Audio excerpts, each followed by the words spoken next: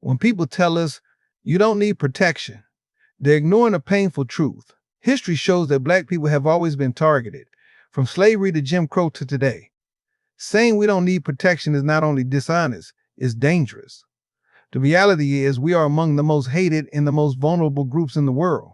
And because of that, we have a responsibility to protect ourselves, our families, and our communities by any means that are legal and effective. Let's be clear. When I talk about protection, I'm talking about more than just weapons. Protection is preparation. It's about self-defense tools, community defense plans, legal training, and the mindset to keep ourselves safe. For centuries, Black people were told to stay quiet and trust the very systems that were harming us. From the slave patrols of the 1800s to modern-day racial violence, those systems have repeatedly failed to protect Black lives.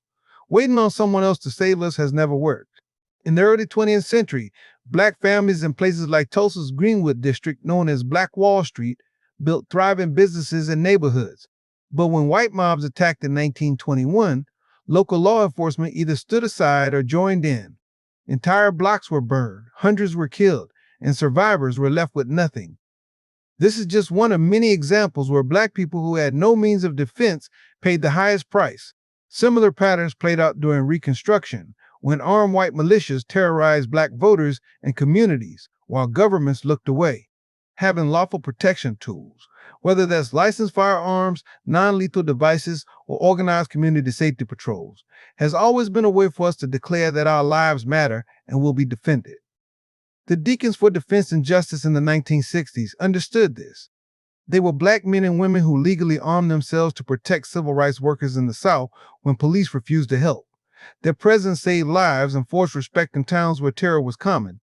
Today, when people push the idea that nobody needs protection or that self-defense is unnecessary, it's a subtle way of saying, stay vulnerable. But history proves we cannot afford that. Protection doesn't mean aggression. It means being trained, responsible, and prepared.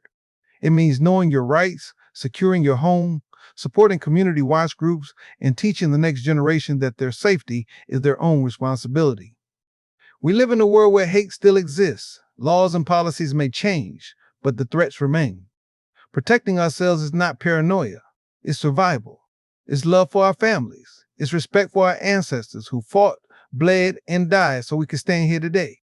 We honor them when we refuse to be defenseless. Preparedness is not violence. It's power. It's the power to live free, to walk without fear, and to ensure that our future generations inherit not just stories of suffering, but lessons of strength. Man, my cousin get into it with some white boy at the football game. They big Klan. You know, in the 80s, Klan gonna pull up. Klan pulled up. My grandma went right there, she said, man, everybody get a gun. Everybody get a gun, from the smallest to the oldest. Y'all get off them truck, come my yard. I hope you got another life to go to. I was raised. Not scared of no Klan. We gonna deal with the Klan. Ah, Big Mama was. She was sitting there with a double barrel shotgun, loaded twice. On the porch. Hey man, we got any problem? And the next day, them folk found out who they pulled up on. They family came around there to see Big Mama and brought her a big turtle. We sorry, Miss Hill. That when I learned respect.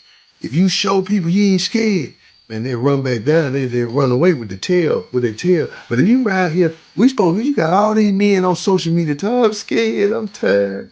We scared. What the fuck is y'all talking about?